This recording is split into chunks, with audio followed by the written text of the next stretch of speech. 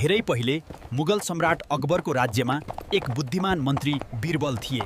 उनीहरू न्याय र बहादुरीका लागि प्रख्यात थिए। एक दिन अकबर र बीरबल घोडामा सवार भएर एक दुर्गम गाउँतर्फ यात्रा गर्दै थिए। गाउँ पुग्दा उनीहरूले गाउँवासीहरूलाई डराएको र सङ्कटग्रस्त देखे। गाउँ शान्त र उदास थियो। हे महान सम्राट अकबर, हाम्रो गाउँलाई बचाउनुहोस्। एक निर्दयी डाकुले हामीलाई लुटिरहेको छ। गाउँका बुढापाकाले अकबरलाई बिन्ती गरे। उनीहरूको अनुहारमा डर र आशा मिश्रित थियो।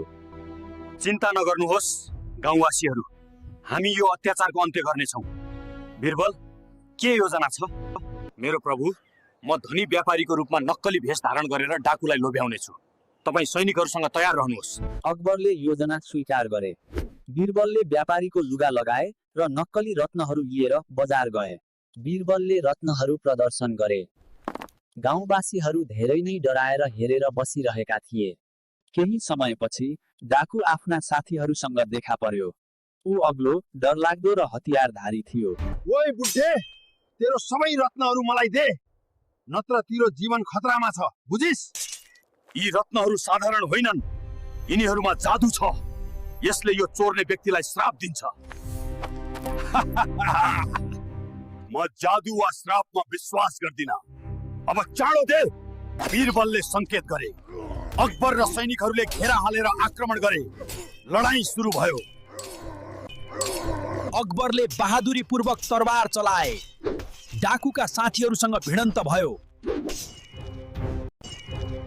बीरबलले बुद्धिमत्तापूर्वक डाकुलाई जालमा फसाए। उसको खुट्टामा डोरी फ्याँकेर डाकु लड्यो। सैनिकहरूले उसलाई बाँधे। लडाईँ जितियो। यो डाकुलाई न्यायको कठघरामा उभ्याइनेछ। गाउँ अब सुरक्षित छ। बहादुरी र बुद्धिमत्ताले सधैँ विजय प्राप्त गर्छ मेरो प्रभु। गाउँवासीहरूले खुसी मनाए। उनीहरूले अकबर र बीरबललाई धन्यवाद दिए। सबैले नाचगान गरे। गाउँमा शान्ति फर्कियो। अकबर र बीरबलले गाउँ छोडे, तर उनीहरूको बहादुरीको कथा सधैँ याद रह्यो।